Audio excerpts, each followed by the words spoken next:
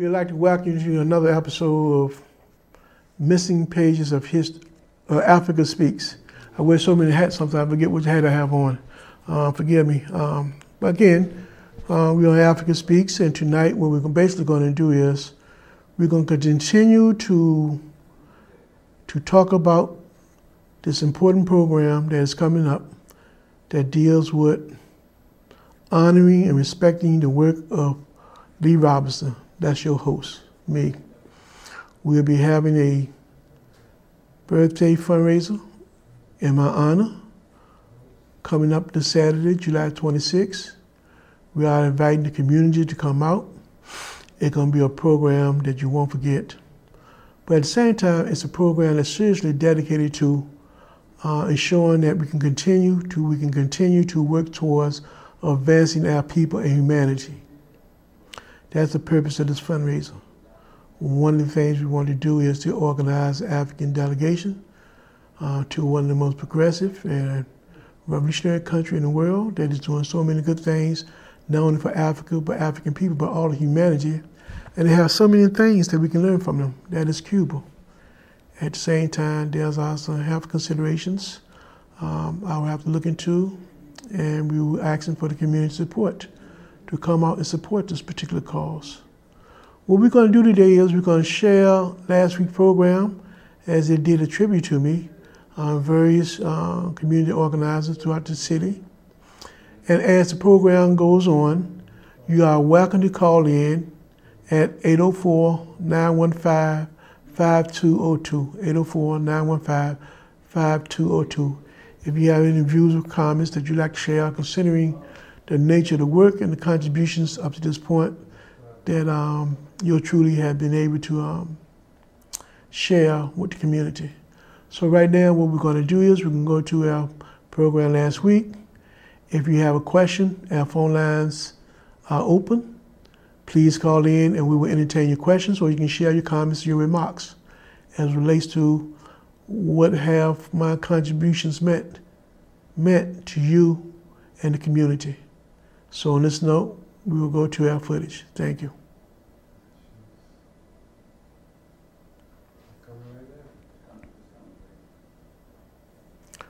While we're waiting for them to cue up this tape, also there's an announcement that I would like to share with the community, is that August the 14th, actually we have a Cuban delegation coming in, and I want you to stay tuned and be aware of the fact that put the date down, the 14th, as a special date to come to the event coming up in Richmond, your community. So right now, let's go to the program. I'd like to welcome you to Africa Speaks. We'll be doing a special program, a tribute to your trulies. And at this stage, I'd like to take it over to the host, which will be Mr. Frank Thornton. Good evening, ladies and gentlemen. It is my honor tonight to host the host. My name is Frank Thornton. Welcome also to African Speaks, a program that has been hosted for several years by this august gentleman that we're honoring tonight, Mr. Lee Robinson. We also have with us a distinguished panel this evening, which includes the following persons. To my left, you have Mr. Henry Johnson, Mr. Haki Mashuki. Also, we have our honored guest, Lee Robinson, and to his right is King Salim Khalifani. Our purpose this evening is twofold. First is to recognize and give credit to one of our own selfless community servants and to say thank you for his service. Secondly, it is to see how you, the audience, can support this community servant by supporting the two activities that you will hear about during the program itself. So let us begin this program tonight by a quote from another freedom fighter. His name is Frederick Douglass. And please allow me to give this in French first. And here is his statement. Il n'y a pas de progrès sans lutte. Those of you who know your French, that says there is no progress without struggle. So tonight then, we want to kind of take a look at people who are out in front, trying to work for all of us. And so in that regard, we're going to honor tonight one of our own. So I would like to ask the panel, first of all, any statement you'd like to have in reference to Lee Robinson tonight. Mr. Johnson, start with you. Well, thank you. I certainly feel as though it's a privilege and an honor to be here tonight. I want to thank you all for inviting me to the program, number one. And number two, I've known Brother Lee for approximately 25 years, and he's been consistent in what his mission is in life. He has a passion for people. He has a passion for the cause of our people, particularly African Americans. And he's demonstrated that on numerous occasions, and I'm here to support him as he continues to fight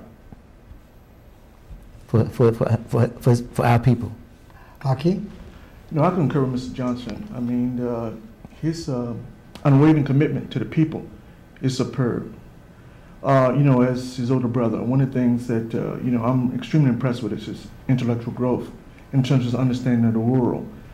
He's engaged in numerous discussions, with some very high-profile people in the country. One in particular I'm very fond of is when the discourse took place between my brother, Lee Robinson, and Julian Bond at the University of Virginia. Now, Julian Bond, of course, he was well known nationally and internationally. But in the course of discourse with Brother Lee, he left with us wondering, in fact, who was in fact the expert. I mean, Lee was so superb, he was so excellent in terms of the points that he made, that he not only impressed the student and faculty, but that he actually impressed Julian Bond in terms of his understanding of the world. So, he's grown a lot intellectually, and I'm very proud of that. Very good. King? Well, how much time do I have?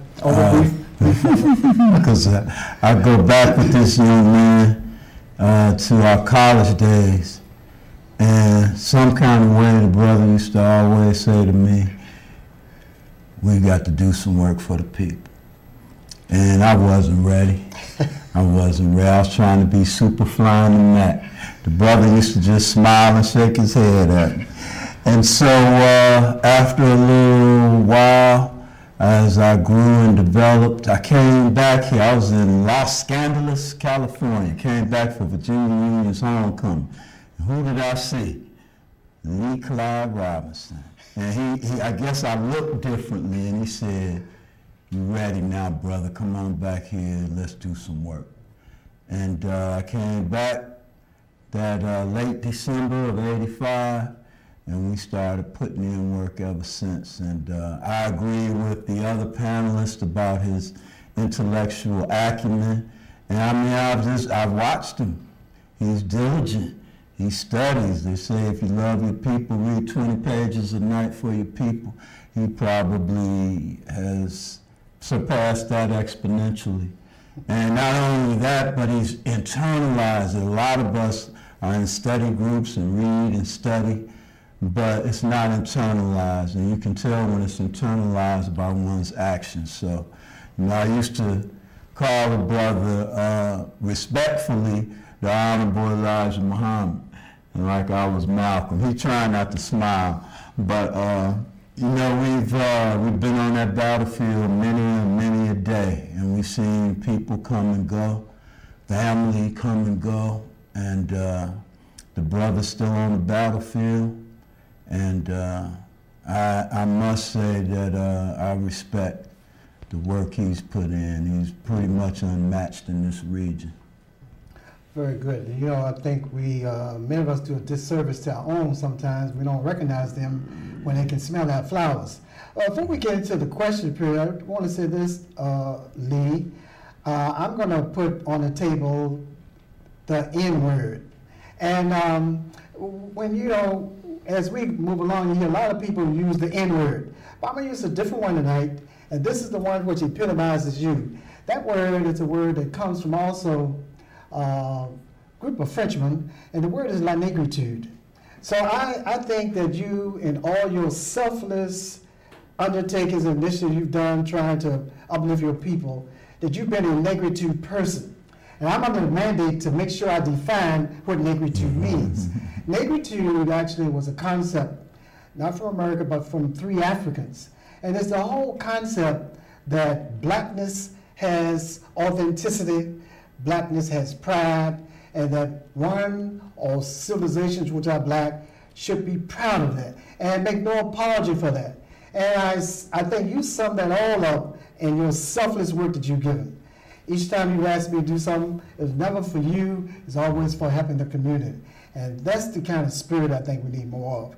So I just want to just put that in. Now, as we begin to find a little bit more about Lee Robinson, could we start with a question? I'll start it off, and the rest of the panel, please come in. Lee, the first question I want to ask you is, what lessons have you learned from your parents that helped you become the person that you are today? I would basically say, just to be honest, my daddy taught me many things, but one thing that stood out the most was they used to always tell me that a man and a woman only have one thing, and that's that word. He used to always say it to us. That's that word. Whatever you tell a person, make sure you do it. So I always was trying to live by that particular rule. If I say something to you or make a commitment about something, I was trying my best to do it. So your word. The second thing I would say, this whole question of the whole question of caring. My mother and my daddy, they instill in us to care for other people. We have always had a great compassion for the collectiveness of the people, inside our biological family, either outside our biological family. Coming up in Crane Court, our family, the Robinson family, we were part of the first family out of Crane Court back in the late 40s, early 50s. And one of the things my mother took on unconsciously was that she was a mother of the whole community. And our house used to always be the house where all the children came over, played, stayed. And from that point, we have always saw ourselves as a extended family. So a lot of times when we look at the time period we were growing up and look at the people who grew up in that time period, you still see how we interact with each other as family. I think Sabine was witnessing this at my mother's funeral. When we came to my funeral, it was just like another family union. We're all just one people. So the whole thing, I would say, one of the things is one, your word, two, caring, and three, they taught me how to deal with death, how to live with death. And I think that's the biggest thing. I always had a fear of death. But in the process of my parents' transition, and being the last one to see my mother and my father, I was with my mother all the way until she had her last breath. She did with just grace and arrogancy. And one of the things she did for us that a mother would do for their children is that she held on as long as she could, just to make sure that our economic interests would be well taken care of. She didn't have to do that. She could have made the transition longer. But she made sure she had a couple more days so we could ensure the resources that she was bringing into the home, that we could use it. And I would never forget that. My father was the same way. I mean, for a man all his life who was a construction worker, he was a professional pipe layer. He used to work a whole week with 10 kids and brought home maybe $20 a week. And he would be hurt. I have seen him basically go to work on a daily basis with a broken arm and work through it. He knew how to, when he made a commitment, And I will never forget these things. So that's what I would say. Another panel member, question? Yeah, Brother Lee, I got a question. Like I said before, I've known you for about 30 years now. And you're the same person I met 30 years ago in terms of your mission, your goals, and what you're accomplishing. When did you first realize that you had a passion for us as a people, and you dedicated a lot of your life toward that, what you feel so strongly about? I would say it took place by probably around the 6th and 7th grade, when I was in school, middle school, 6th and 7th grade. I was around people in the movement somewhat afar, and I used to read a lot of books. I used to read books, political books. When people talk about Marx and Marxism and those kind of concepts, I would read those concepts when I was in the 6th and 7th grade. If you go back to my house, to my home, you'll see that I have a collection of those books, which is probably about 40 years old. I always had an interest in my people, but I never saw an organization that would articulate what I thought needed to be done. So one of the first political events I went to was probably the Tony Brown rally to save black colleges. I had a good time there. I really enjoyed that. But I went there because I realized that it was important for African schools to be existing and be treated equally and allow people the right to get information. I think that was my beginning point. And also, when I was in middle school, by the 7th grade, I was chosen to go to a dinner with Joe Black, a baseball player. I was a special guest, one of the few students to be at this conference. And it was something about that, just being in the presence of so-called distinguished people, you being chosen to go there. It was something about just being among the people that I wanted to say, to do something in that capacity. So I thought that was my beginning point. In 1982, when I was in junior college, I ran across a young man named Kwame Ture, formerly known as Stoker Carmichael. Came to school, gave a presentation. And in his presentation, he said something that I will never forget. But what's so funny about this presentation is that it scared me into the movement. He told the students that, when you come to join our party, if you join our party, let me tell you one thing. We're struggling for the people. And when you're struggling for the people, you may go to jail. And if you go to jail, don't think we'll come and get you out, because that's part of the price you have to pay. I mean, that was the tactic they did from the 60s. They would lock up Dr. King so they could drain our resources. But we go to jail now, we tell you now, don't look for us to come get you out. You have to do time for the people. I said, wow, that's cool. Who the hell wants to join the organization like that? I was scared, but at the same time, I joined the organization. Because I felt like what he was saying was true.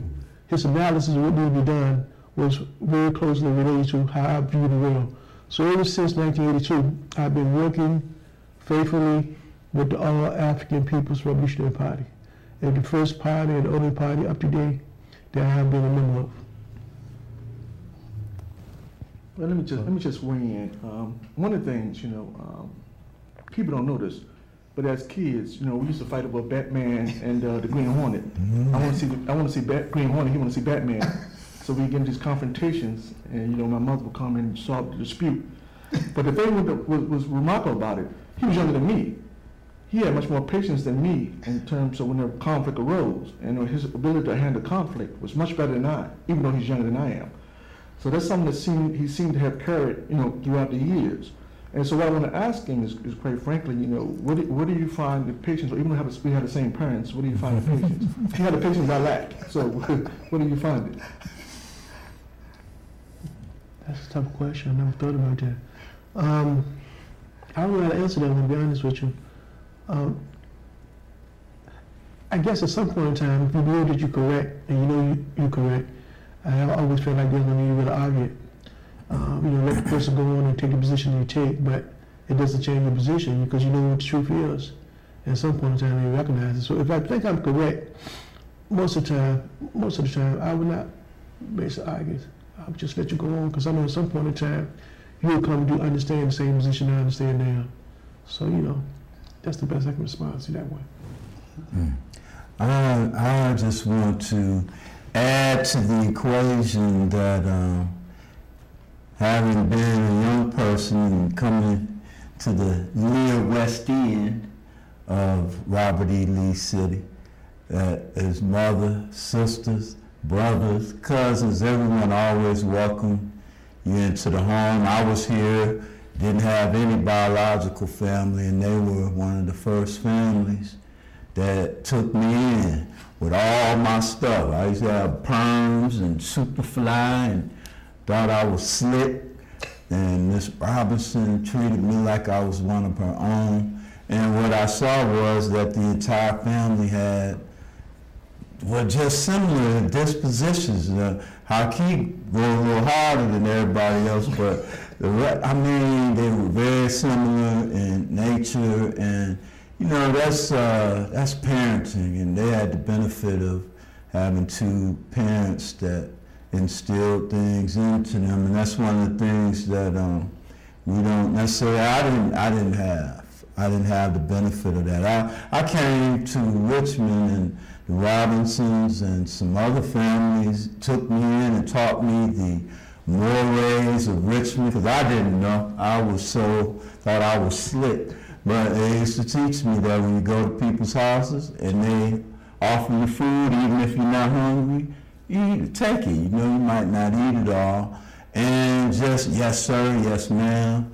And I learned a lot of what I know that helped me. And, you know, we really came up, man, because when we look back at those college years, you think we're grown. But when you look at the pictures, we look like little boys and girls. So this brother and I really grew up together here.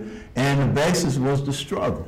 Because we socialized around the struggle. You know, we might party and dance, but it was at the All African People's Revolutionary Party ALD fundraisers, you know, pre-ALD things. So our relationship has been, and really the struggle is our lives.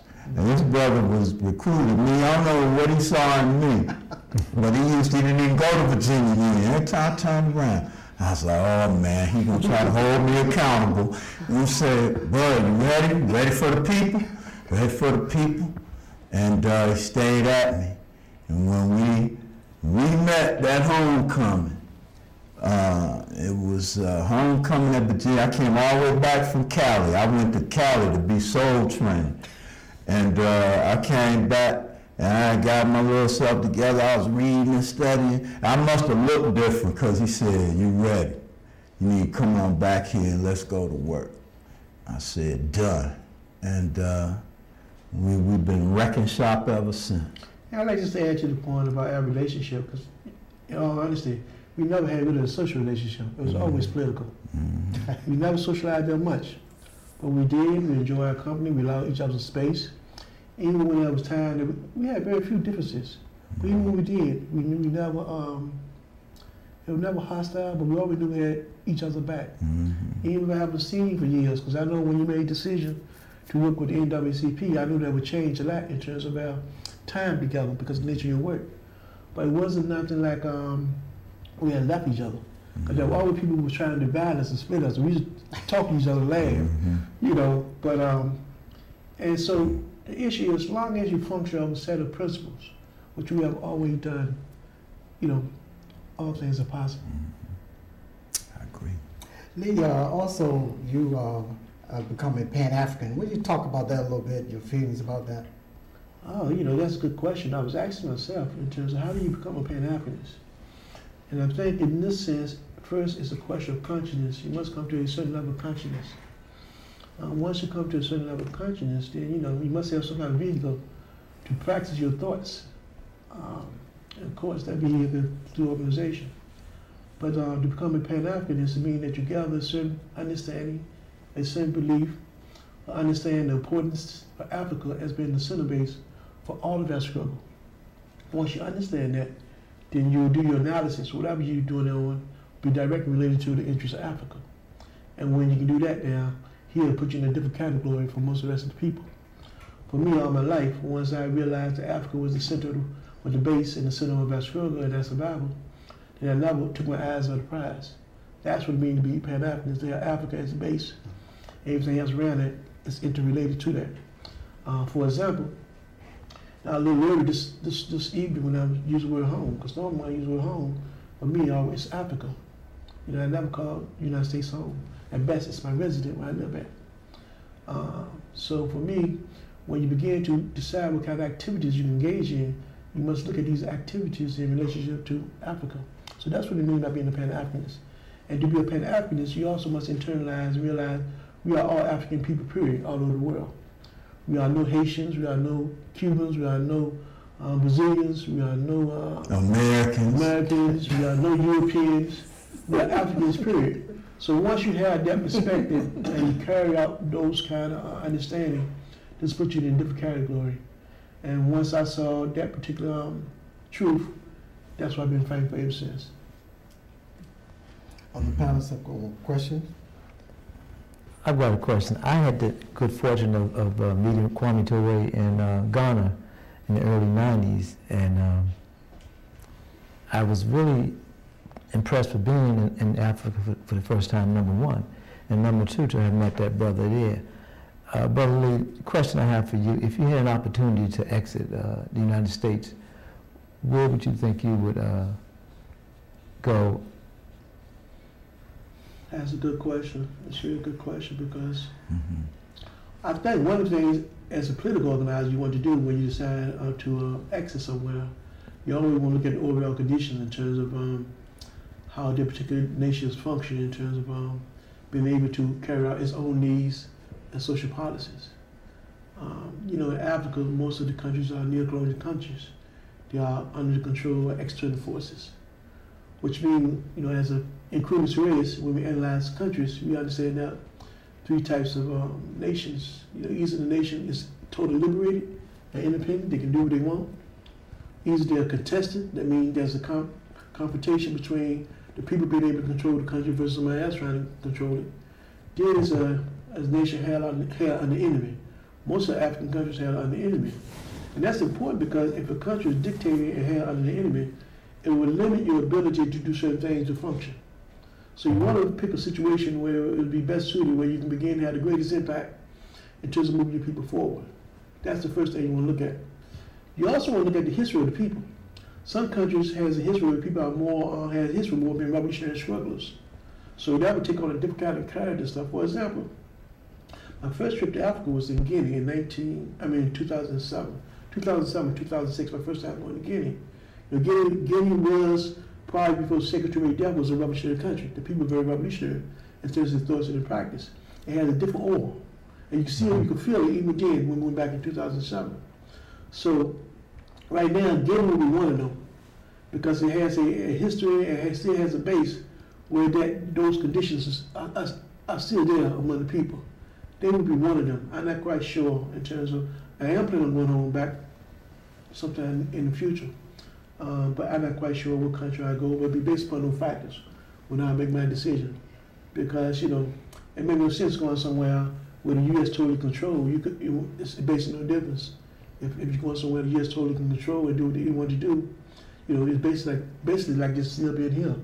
Because we talk about Pan-Africanism, and we're talking about this is our work study groups, Brother Samin, about going back home, in terms of how difficult it may be to go back home, because now the U.S. has such a great influence back home that, you can go back home, but they're so strong, they can order that government to do anything they want to do to you. Right. And you have no base to protect yourself. So you have to look at those kind of factors, those kind of things. But, always, it's better to struggle home than outside of home, though. That's the principle. So Guinea would be one of them. So the other ones, I'm not quite sure. Depends on, at the time, what is going on and how I think I could best serve my people. And really, that's the question, how I could best serve my people. Because right now, objectively, it's a good possibility I might be leaving here and going to Cuba. I never dreamed in my life that I would say I would be in Cuba. I never dreamed that. It's funny how history has a way of imposing things on you. This was something you couldn't plan. But for those who don't know, come this December, I'll be marrying a young lady in Cuba. I'll be creating another extended family. Cuba, for Pan-Africanists, we say those are countries that outside of Africa being at home, Cuba is at home, away from home. And for any Africans who hasn't been in Cuba, I would suggest to you, in your lifetime, make it a priority to go to Cuba one time. Because when you go to Cuba one time, it's just like going back home to Africa. Cuba is an extension of Africa. But the only difference is it's much more organized structure. And the people can think for themselves and control their destiny. That's the only difference. And the Africans, they look just like us. This reminds me like I'm in Cuba. One of my greatest accomplishments, I would say, just one, I was given the privilege to be on that round table. Most people don't know that, I don't share that power with them. I was given twice the opportunity to be on the TV program they call the Round Table, which is world renowned. That's a TV program with the Cubans they have once a week, where you talk about issues, where the whole country get to sit in and look and learn and discuss. And only certain select people get a chance to be on the round table. I was given the honor to do it twice. And, that's something that will always stand out in my mind. Well, let me ask you another one of those intricate questions, and not to be too intricate, but people trying to understand more about Lee Robinson, because you are a bit of a phenomenon in terms of political struggle, in terms of your commitment. One of the things is that, inevitably, when you engage in political struggle and you're very good at it, then you can draw attention from all kind of entities that exist in society. You've been doing this for a long, long time, and obviously you have brought attention to yourself by various entities that exist in society. I don't have to explain who those entities are. I think most of us can read between the lines. But in any event, dealing with stress, knowing that you're under the gun in the sense that there are those who like to derail you in terms of your commitment to your people, how do you deal with that stress? And what do you do in terms of making it possible for you to even deal with that stress that you have to deal with in terms of just doing work for the people? I'll just say that's a pretty good education question. And for me, it's a question when you begin to understand your history, understand your people movements, your people struggle, you recognize that certain things come with it. That if you're honest and sincere.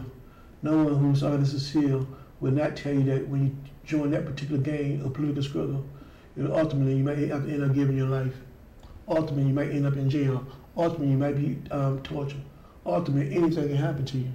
That's just understanding the rules of the game in which you're dealing with. Once you understand and accept that as a reality, then that is what it is. So what you do is do what you can, and you deal with it when it comes. But it shouldn't come as a surprise. I would not be surprised any time right now that man may come knocking on my door at 2 o'clock in the morning, and you would not see Lee Robinson no more. Well, if that's the case, no problem. I'm honored. Because I'm honored because of the fact that there are many people who have struggled before me and allowed me the opportunity to become what I am today. So the only way I can pay back those who have done that for me is to do what I can do today to make it better for those who come after me. But that's just part of the game. And once you recognize it, you just realize it and you just continue to work. But you're always conscious in the back of your mind that it's there. Speaking of that, some of my trips all the way to Cuba has been really interesting, and I never talk to people about it. By my fourth time going to Cuba, coming back from Mexico into the United States. No, third time going to Cuba, going to Cuba. We were stopped by the military, by the Mexican government. During the time when they had the Chiapas uprising, we were stopped, and I was held by a bunch of little young boys, 9, 10, 11 years old, with machine guns. Searching and harassing us, and I used to see that on TV and see that happen in other countries, but I never thought I'd be in a similar position. And it was an interesting experience to do that. But you recognize those things happens. And at the same time, coming back and going into the United States, crossing, we was in Texas and going somewhere. I think cross Texas, going somewhere. We were heading back, going northeast. But something that shocked me, and I was like, a lot of people realize what's happening inside the United States border. We was at least a good 100 to 150 miles inside the U.S. border, where we were stopped by U.S. military on the highway, search and harass. And it was a highway, nobody on the highway. It's a highway that goes thousands of miles. And it led me to understand that any time they can just kidnap you, you can just disappear. So when they talk about people disappearing and doing things, I realized that 15 years ago, because I was part of that, a victim of that possibility. So, but these are the realities you have to face, and you do what you can, like Bob Brown often said, we're like a fish in a fishbowl. A fish can do whatever he wants to do. You look at him, whatever, he can do what he wants to do. But he's in a fishbowl. Anytime when, the human being want to, they can come and get that fish and do what they want to. But the fish don't stop being a fish. You just continue to do what you got to do. So I just continue to do what I got to do. And, you don't worry about those things too much. The thing is, as we're approaching break time, I do want to mention to the audience, after break, please call at 915-5202. 915-5202. Hey, you're about to have a birthday, man. Yes. Earth Day. I'll be having the 55th birthday coming 55? Still alive? Still alive. No job? Rubber Aquaman. You're still the same, because I never told you this, but I may have told you this, but I don't know you pay much attention. Everybody find you amusing in terms of your presentation, how you do your presentation. I'm probably your biggest fan. I used to always enjoy myself when we do shows, go back in the house and just sit there and watch you, just to watch you. Because I never had the benefit of getting to enjoyment from you, because I used to always be a part of it. Yes, sir. But different, but I used to always, I still do just admire, just watch you, I ain't say perform, because that's more like a negative word, because you're not an entertainer. Yeah. But I do enjoy how you are able to articulate information and captivate the people's attention. And I got some of that from you. We'll talk about this after the break. When we used to do African Perspectives, I used to be so amped that the people would call in, the Europeans, and they'd slay me. and the Africans would be, you think you all that? You GQ, I used to have a part in the middle of my head. And they used to ride me, and one day Ahmed said, I call him Ahmed among other things, but he said, you know, Salim, in his calm way, in non-stress, he said, maybe you should consider not reacting to them, not getting emotional. The people used to tell me, be mad because I used my hands. So I said, you on to something. Came on the next week, Wednesday, 7 o'clock, right here. And I kept my hands down. I talked calmly. They would call in and call me the N-word and everything. I said, thank you, Carl. And I wouldn't react. And then after they would hang up, we would go into breaking down whatever, and I would just be calm. And it stopped. That show. And this brother got me to do that because actually I enjoyed the combat. But it really made life much easier. And you know, it's really my disposition is, I don't know about you, but I should have been a nerdy astrophysicist because all I wanted to do was read and study. But white supremacy and capitalism made me want to be Superfly, the Mac, entertainer, a ball player, and a fool. And fortunately, I was humble enough that, you know, when the calls came, I related, and I mean, I was like Kwame, and just like your mother said about you, we give out a pack of drawers away. Your mother get you a 3-pack of drawers, you'd be like, Mom needs some drawers, because you giving them away to the people. So I think that's another thing about our relationship. We had such similarities, even though it looked differently, because I was forced into being a public figure and all of that. I really was a behind-the-scenes player or whatever, and part of that was you. No, he always pushing me out there. I think he wanted me to take the bullet for sometime. but yeah, this brother and I, man, we history, bro. And we just finding out we the same age. 55. You know, both turned 55 this year. Yeah, we'll be having a, and in terms of your statement, and I must agree with you, in all honesty, up to this point, I have never asked the public anything for myself as an individual. I have never. But I thought to myself, since all that I have given to humanity, I don't think I'll be unprincipled and must be honest to the people to ask them for their support. We're having a Lee Robinson 55th birthday celebration fundraiser. That's going to take place on July the 26th. Saturday, next Saturday, at Peter Paul Community Development Center, 1708 North 22nd Street. The party starts from 9 to 1. It's free admission. We want everybody to come in. They'll be doing a tribute in honor of me, but it is a fundraiser. I'm asking for some resources so I can continue the work that I have started on behalf of my people. I'm asking for these resources because of several things. Number one, we are trying to organize an African delegation to go to Cuba in December. That's going to be in December. We want to take as many Africans as we can, and we're going to need y'all support to support this endeavor. Number two, there's some medical attentions that I need to address. I need your help. And number three, everybody knows this. Some people say I shouldn't say this, but the police knew before I knew that I'll be getting married this year. I'll be marrying a young lady from Cuba. So, you know, you said, why am I marrying a sister? She's an African, right? She's an African. All right. Why am I marrying a sister from Cuba? In all honesty, it's just a continuation of our historical legacy. There has never been a link, a breakage of a linkage between the history and the struggle of African people here in the United States and African people in Cuba. Basically, the struggle has always been one.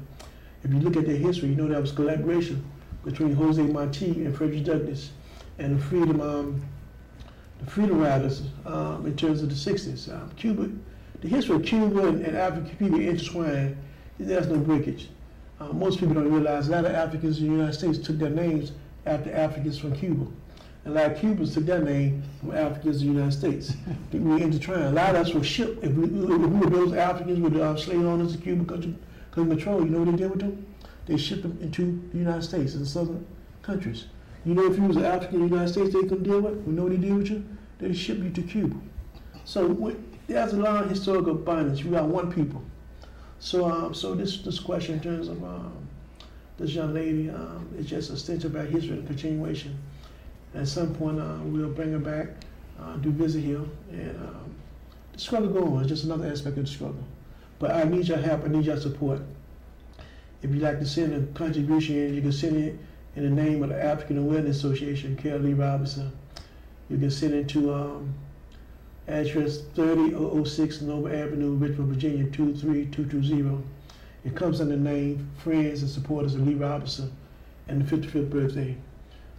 Again, send it to African Awareness Association, Carol Lee Robinson, address 3006 Nova Avenue, Richmond, Virginia, 23220. Or you come to the fundraiser, which is on the 26th at the Peter Paul Development Center, 1708 North 22nd Street. And you know, it's important for us to realize how we spend our money, and money must be political.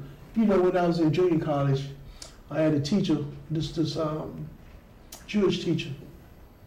He told me one thing that stood out, Mr. Kaplan. He told me, he was in my history class, he told me this. He said, Mr. Robinson, don't you know every dollar we spend is political? Every dollar we spend is political. That's what he told me. And I never forgot that. And we must understand, don't y'all know every dollar y'all spend is political? Come and help me out. I need your help. And they tell them how many political dollars to spend to suggest it. Say that again? Tell them how many dollars they should be sending. Okay, we're asking, if you can, at the minimum, we want you to send $1 for each birthday that I've had up to this point. It'll be up to 55. So if you can make a donation of a minimum of $55 or more, we appreciate it. But if you can't, give what you can. Give what you can. We'll thank you. You know, when it comes to money, I feel awkward. I never like to talk about money. Okay. Most of the time when dealing with money, I always refer it to somebody else. I help raise it, but I don't want to be near it. I don't want to touch it. You know, actually, I don't really like it, to be honest with you, because, you know, most people don't realize I had at least 2 opportunities to be really wealthy in my life. At least 2, maybe 3. Legitimate opportunity to be wealthy. But I turned it down because I didn't like the way how we were going to make the money. So I've been brought up, I never value money like that. So, you know, one of the things, a lot of people don't like to deal with me because one of the things they know that if you're about trying to just make money, then you're with the wrong person. You know, that's not my road, that's not my style. I don't go that way. Money has a value, but it shouldn't have a value where it dominates the essence of all the things you do. I would never let it do that to me. Getting back to, you know, what we do for our people, what is your assessment of the major contradictions of our people today? Basically, I've just said that they are disorganized, question organization. Objectively, we have everything we need. The problem is that capitalism has organized our people to be disorganized. And with this disorganization comes a high level of confusion. Also with this organization comes a high level of deconsciousness, if there's such a word. Say there are people at high level consciousness, their consciousness is less higher because there's so much distractions. And this will allow the enemy to do the kind of things they're doing to our people all over the world. I mean, for them to make policies like corporations are now people. For them to shut down universities and fire professors on one hand, but at the other hand, they'll fight for build another big-time football stadium in terms of value. They only can do that because the level of consciousness of people is low. And the reason why the level of consciousness of people is low because they are so disorganized. Then once we get organized, you know, all these things will change. All these things will change. You know, we'll be able to think clearly. We understand how to use our resources. And, you know, and that's the problem. You know, for this, every year we do a freedom travel trip to Cuba, right? And one of the things I would like to do one day is make a call to all you fraternities and sororities and tell them take one trip to Cuba all at one time and have a spring fling in Havana, those beautiful beaches and those beautiful people down there. Just go one time. Because it makes no sense You organize yourselves in a way where you're dropping millions of dollars in 2-3 days to a group of people who have no respect for you. Just go that one time and the travel ban will be over with. And that's what they don't understand, but everybody else understands because through my travels around the world, right? One of the first questions they always ask me is, Brother Salim, what the African people of the United States going to do? The whole world looking at us inside the United States want to know what we're going to do. Because historically, when African people in this country move, everything else will have an impact. But everywhere I go, whether I'm in Mexico, whether South America, in Europe, they always ask me, brother, what's happening in the African community? What y'all going to do? What's going on? Everybody knows that but us. We are the key player in this whole thing. We have always been the most revolutionary sector in this country, and will always be because we are the most oppressed.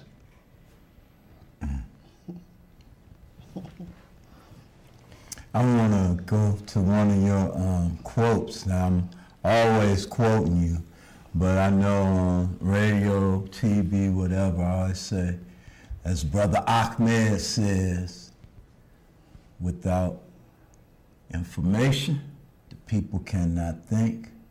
Without organization, the people cannot think clearly. And he do his little hand finger like that. The mannerisms of Kwame Ture, and for those who don't know, Stokely Carmichael. But between he, Bob Brown, and the Brown brothers, they are Kwame Ture. You can tell they really spent a lot of time with him. And then we've been in the same incubators, and you tend to pick up the mannerisms. And I want to ask you this, because I know when he used to come to the Virginia Union, I used to see him on TV, he was like, yeah, I want to be like Stokely or Kwame. And when I joined the All African People's Revolutionary Party, he was not having any of that. We'd fuss and cuss, and he'd come here and say, take me to the library. And all right, what time will you come get? In about 8 hours.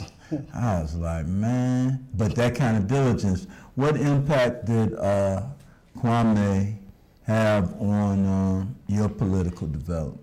I think just appreciate to be around individuals who believe in the things they say. He displayed that every time when I ran him and when I was there, just being consistent, being honest. You know, I never saw him as a rock star because one of the my upbringing when I was really young, I don't know why it happened to me. And I do believe I owe our people in humanity something. At some point in time, I must do something to give back because I have been very fortunate to come in contact with very disciplined people. And when I was young, I was around celebrities. When I was like 6, 7, 8 years old. There was a young man named Cornelius Johnson. He was one of the best football linemen that ever came out of Virginia Union. He adopted me as his son. Me and another brother next door named Michael McGlinda. And he would travel. He would take us with him all around the country. We'd meet famous people and everything. And so I was exposed real young to being around so-called famous people. And when I was young, I guess I was too young to realize I was supposed to be awe. But I just saw me as another human being. And I didn't understand what's the big deal. You know, Ray May, they played linebacker for the Baltimore Colts. Dr. J, when he was in the prime, when he came, I met all kinds of celebrities, but they were just another human being. So I was never impressed with the Hollywood stuff. And that's the same way I saw Kwame, and Kwame would tell you, and it's true, one good thing about working with him, you realize he was just another human being just like anybody else. He had his vices like all of us do. But he would tell you that I'm just a brother trying to do something, and we all have that capacity. Brother Lee, let me ask you, there's such appear to be a real gulf between the elders in the community and our young people. And there's certainly a gulf that has to be bridged. And the question inevitably is how we're going to bridge that gulf. There's one of the things in terms of struggle, in terms of understanding, objectively the conditions that you live under, to some extent is facilitated by a frame of reference. And a lot of the young people don't have a frame of reference. So they really don't understand the social phenomenon, what they're looking at. So it creates problems in terms of their understanding. So let me ask you, as one who's been struggling for a long, long time, how do we bridge that gap? How do we get our young people to where they should be intellectually? I think on both sides, young folks and the elderly, but I think for the elderly, we should, at least at the bare minimum, embrace still the young people today, even when they are the most backwards. We should embrace them. And I say y'all, and y'all can't do this, and y'all fault, y'all don't want to do this. I just think if we stop projecting negative vibes toward the younger folks, I think at some point in time, the young folks will find a way to be around us and will begin to start listening to us to a certain extent. I see a lot of that going on. I think if we stop there. Also, I think for the elderly, we also still got to realize things have changed. Young people have something to say, and we should give them space and allow them to do this, and not criticize them. Even if they make errors, as long as they're not critical errors, let them do this, because you learn from your active participation. So, just in general, obviously, but I think we can create a better climate if the elderly allow our kids a little more space, but more particularly, don't talk down to them and don't give up on them. Once we realize that there are certain conditions, I think, how kids at some point in time can force both of us to figure out how to work this thing out and come back together. Hey, Brother Lee, I heard that the Robinson family knows how to throw a party. Now, when is this party? That's what I want to know, and I want the people to know, so you can come and meet this brother and meet the team here. But when is the party, man? The party is Saturday, July 26th at the Peter Paul Development Center, 1708 North 22nd Street. And where's North 22nd Street? What part of town? That's in Churchill. Churchill, East End? Oh, man. No. It's closest to about Fairfield Court. Yeah. And let's party with the cause. We're going to party with the cause. And, matter of fact, I thought about when we were putting this production together, and because it's going to be a production, I thought about you, and I laughed, and even in my presentation, I might use that. I never forgot that. You always criticized me and joked with me about the Lee Robinson production. But trust me, people, if we do this thing right, it will be a Lee Robinson production. You need to come to this event on July 26th. Music, entertainment,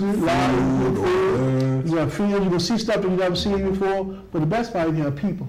You're going to have good people, down-to-earth people, revolutionary people, positive people, but it's the company that make the party, so you're going to be in good company.